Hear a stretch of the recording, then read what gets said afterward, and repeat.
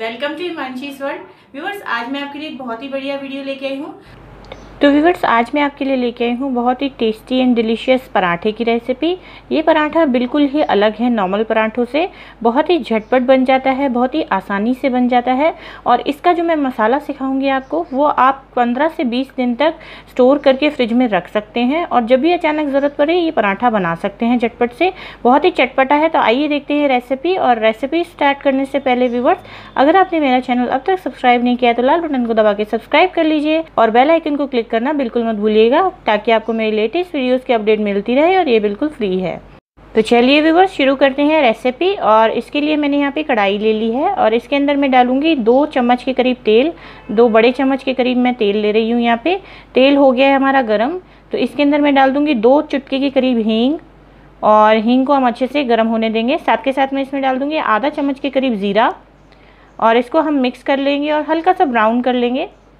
तो व्यूअर्स, इसके बाद इसके अंदर मैं डालूंगी 1/4 कप के करीब बेसन। ये मैंने बारीक वाला बेसन लिया है और यहाँ मैं कप से मेजरमेंट ले रही हूँ, बिल्कुल मेजरिंग कप वाला। तो मैंने 1/4 कप के करीब लिया है बेसन। अगर आप ये कटोरी से नाप रहे हैं तो छोटे साइज़ की कटोरी नाप लीजिए, या अगर चम्मच से नाप रहे हैं 3 बड़े चम्मच आपको ये बेसन लेना होगा। और हमको इसको बिल्कुल धीमी आंच पे छोटे बर्नर पे इसको सेकना होगा। हमें बिल्कुल ही बेसन को जलाना नहीं है, कलर बिल्कुल भी नहीं देना है, लेकिन हल्की सी खुशबू आने तक हम इसको सेकेंगे और कंटिन्यू चलाते रहेंगे बेसन को, ताकि ये लगना न जाए बीच में। और देखिए, थोड़ी सी देर हो गई है मुझे ये सेकते हुए और आप देखिए बेसन है जो वो अपने आप से ढीला होता जाएगा, मतलब थोड़ा इसका लिक्विडी फॉर्म होता जाएगा। ये आप देख सकते हैं, पहले मैं जब सेक रही थी तो ये थोड़ा सा टाइट था, अब ये थोड़ा सा लूज़ हो गया है।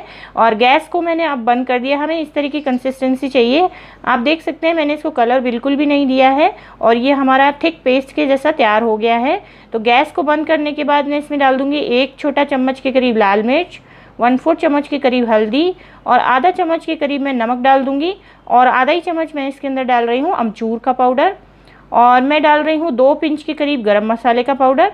तो इसको मिक्स कर देंगे। ये हल्के से स्पाइसेस ही इस बेसन को बहुत टेस्टी बना देते हैं। याद रखिए, बेसन को आपको भूनना नहीं है। अगर आप इस बेसन को भून देंगे तो ये कड़वा हो जाएगा और फिर हमारे पराठे जो हैं वो टेस्टी नहीं बनेंगे। तो ये हमारा तैयार है। इसके अंदर अब मैं डालूंगी मिंट पाउडर, पुदीने का पाउडर है। इस तरीके से क्रश करके पुदीने को, सूखे पुदीने को क्रश करके मैंने इसमें डाल दिया है। इससे फ्रेशनेस आएगी, इसमें बहुत ही अच्छा टेस्ट आएगा। तो इसको मिक्स कर लिया है। अब ये हमारा जो पेस्ट है ये तैयार हो गया है। इसको मैं निकाल लूँगी कटोरी में। और व्यूअर्स देखिए, ध्यान दीजिए, इसमें मैंने कुछ भी गीला नहीं लगाया, तो चम्मच भी आपको सूखा इस्तेमाल करना है। और इस तरीके से कटोरी में निकाल लीजिए या किसी शीशी कांच के बर्तन में भर लीजिए। और इस तरीके से आप इसको सप्ताह भर तक फ्रिज में स्टोर करके रख सकते हैं। तो यहाँ हम पराठे का सिंपल आटा गूँथ लेंगे। इसके लिए मैंने ले लूँगी थोड़ा सा आटा। तो मैंने यहाँ 2 छोटे कप के करीब आटा ले लिया है और इसमें मैं आधा चम्मच के करीब नमक डाल दूँगी।